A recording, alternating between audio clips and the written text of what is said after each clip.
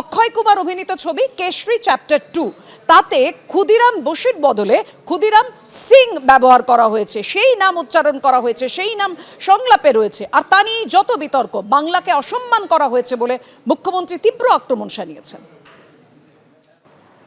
আপনারা ফিল্ম বানিয়ে আজকে ক্ষুদিরামকে বলছেন ক্ষুদিরাম সিং, আপনারা আজ বলছেন প্রফুল্ল চাকিকে আর একটা উল্টো নাম দিয়েছেন। লজ্জা করে না স্বাধীনতা সংগ্রামীদের অসম্মান করতে? বাংলাকে অসম্মান করলে জেনে রাখুন, অন্য রাজ্যের কাউকে আমরা অসম্মান করি না। আমরা রাজ্যের প্রতি প্রান্তরে ছোট হোক বড় হোক সবাইকে সম্মান করি। তাই কথায় কথায় যেমন আমরা আম্বেদকর সাহেবের নামও বলি, রাজেন্দ্র প্রসাদের নামও বলি, ডক্টর রাধাকৃষ্ণনের নামও বলি, জওহরলাল নেহরুর নামও বলি, আমরা গোপালাচারীর নামও বলি, আমরা গান্ধীজির নাম বলি, পালন করি, গান্ধী ভবন তৈরি করে দিই ভালো করে, জন্মদিবস মৃত্যু দিবস পালন। কেশরী 2 সিনেমা সম্পর্কে আমি জানি না, তার কাহিনী কি ব্যাপার সেই বিষয়ে এখন আমার মনে হয় আগে দেখা উচিত। আদৌ কি ওখানে ক্ষুদিরাম বোসকে দেখানো হয়েছে না অন্য কাউকে দেখানো হয়েছে?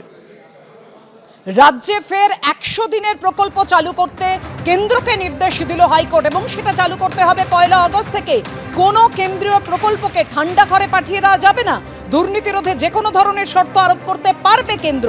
অর্থাৎ তদন্তের পথ যেমন খোলা রইল, নজরদারির পথ যেমন খোলা রইল, তেমনি 100 দিনের প্রকল্প যে বন্ধ করা যাবে না সেটা একেবারে স্পষ্ট নির্দেশ দিল হাইকোর্ট। রাজ্যে ফের 100 দিনের প্রকল্প চালুর নির্দেশ দিয়ে এমনই মন্তব্য করেছেন মাননীয় প্রধান বিচারপতি। শুধু পশ্চিমবঙ্গের জন্য বিশেষ শর্ত আরোপ করতে পারবে কেন্দ্র, যে কোনো ধরনের নিয়ম তৈরি করতে পারবে কেন্দ্র। কেন্দ্র চাইলে পোর্টালের মাধ্যমে সরাসরি অ্যাকাউন্টে টাকা পাঠাতে পারবে। দুর্নীতি রোধে প্রয়োজনীয় নজরদারি চালাতে পারবে কেন্দ্র। রাজ্যের সব জেলাতেই তদন্ত চালিয়ে যেতে পারবে কেন্দ্র। 1 আগস্ট থেকে ফের কেন্দ্রীয় প্রকল্প চালুর নির্দেশ হাইকোর্টের।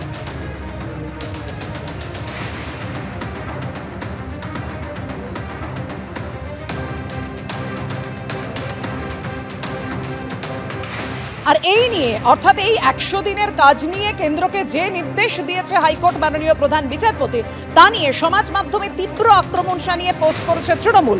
এই নির্দেশ মানুষের জয় সমাজ মাধ্যমে পোস্ট তৃণমূল কংগ্রেসের। বাংলার মানুষের অধিকার নিয়ে লড়াই করেন মমতা বন্দ্যোপাধ্যায়, অভিষেক বন্দ্যোপাধ্যায়। একেবারে হাইকোর্টের নির্দেশকে হাতিয়ার করে আসরে নেমে পড়েছে তৃণমূল। 1 আগস্ট থেকে রাজ্যে 100 দিনের কাজ শুরুর নির্দেশ দিয়েছেন কলকাতা হাইকোর্টের প্রধান বিচারপতি টি.এস. শিবগানম। এটা আইনি লড়াইয়ের জয়ের চেয়েও বড়, এটা বাংলার মানুষের বড় জয়। এটা ন্যায় বিচারের পক্ষে নির্দেশ। পোস্ট তৃণমূলের এক্স হ্যান্ডেলে।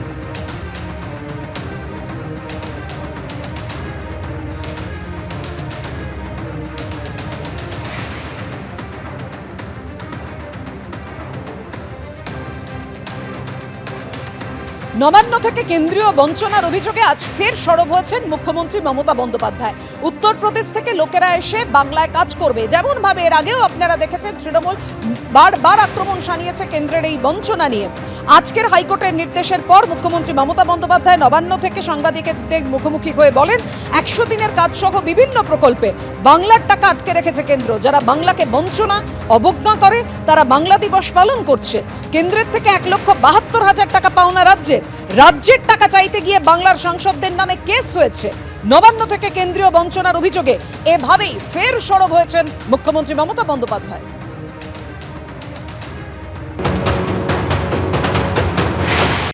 বাংলা দিবস পালন করবেন আপনি উত্তরপ্রদেশে, গুজরাটে, রাজস্থানে? লজ্জা করে না?